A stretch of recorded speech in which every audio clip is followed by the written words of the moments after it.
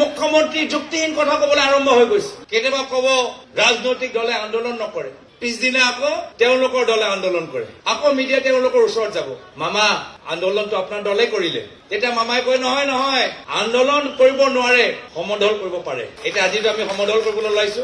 আজি কি হ'ল? আজি আকৌ সাংবাদিকসকলে তেওঁৰ ওচৰত যাব, আকৌ তেওঁ এই প্ৰশ্নৰ পৰা পলাবলৈ চেষ্টা কৰিব, নতুন কিবা তৰ্ক, নতুন কিবা যুক্তি দিব। ভয় খাইছে। দেখিছে বাতাবৰণ যে অসমৰ ভিতৰত সলনি হৈছে। দেখিছে যে কংগ্ৰেছ দল দুৰ্বল নহয়, কংগ্ৰেছ দল আৰু শক্তিশালী হৈছে। দেখিছে আজি মানৱেন্দ্ৰ শৰ্মাৰ কমপ্লেক্সৰ ভিতৰত মানুহ আগতকে বেছি আৰু আহিবলৈ আৰম্ভ কৰিছে। দেখিছে যে আজি মহিলাসকল, নৱপ্ৰজন্মৰ যুৱকসকল ওলাই আহিছে আৰু গম পাই গৈছে যে সমাজৰ প্ৰত্যেক বৰ্গ আজি হিমন্ত বিশ্ব শৰ্মা ডাঙৰীয়া অপশাসনৰ বিৰুদ্ধে হতাশ হয়। তেওঁলোকে এটা নতুন সিদ্ধান্ত পৰৱৰ্তী বিধানসভা নিৰ্বাচনত কৰিবলৈ গৈ আছে। পুলিচৰ গুলীচালনাৰ পৰা ভয় খোৱা নাই। বাঘ দৰে যদি আমি সংবিধানৰ সুৰক্ষা কৰিবলৈ আমি আগবাঢ়ি যাওঁ, তেতিয়া পৰৱৰ্তী সময়ত অসমত ভাল দিন আহিব। অসমত আমি পুনৰবাৰ আমি কংগ্ৰেছৰ নেতৃত্বত এটা চৰকাৰ। মুখ্যমন্ত্ৰী যুক্তিহীন কথা কবলৈ আৰম্ভ হৈ গৈছে। কেতিয়াবা কব ৰাজনৈতিক দলে আন্দোলন নকৰে, পিছদিনা আকৌ তেওঁলোকৰ দলে আন্দোলন কৰে, আকৌ মিডিয়া তেওঁলোকৰ ওচৰত যাব, মামা আন্দোলনটো আপোনাৰ দলে কৰিলে। তেতিয়া মামাই কয় নহয় নহয়, আন্দোলন কৰিব নোৱাৰে, সমদল কৰিব পাৰে।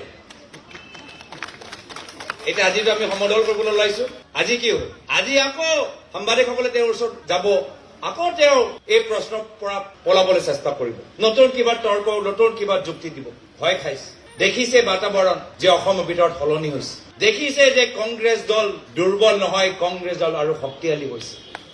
দেখিছে আজি মানৱেন্দ্ৰ শৰ্মাৰ কমপ্লেক্সৰ ভিতৰত মানুহ আগতকে বেছি আৰু আহিবলৈ আৰম্ভ কৰিছে। দেখিছে যে আজি মহিলাসকল, নৱপ্ৰজন্মৰ যুৱকসকল ওলাই আহিছে আৰু গম পাই গৈছে যে সমাজৰ প্ৰত্যেক বৰ্গ আজি হিমন্ত বিশ্ব শৰ্মা ডাঙৰীয়া অপশাসনৰ বিৰুদ্ধে হতাশ হয়। তেওঁলোকে এটা নতুন সিদ্ধান্ত পৰৱৰ্তী বিধানসভা নিৰ্বাচনত কৰিবলৈ গৈ আছে।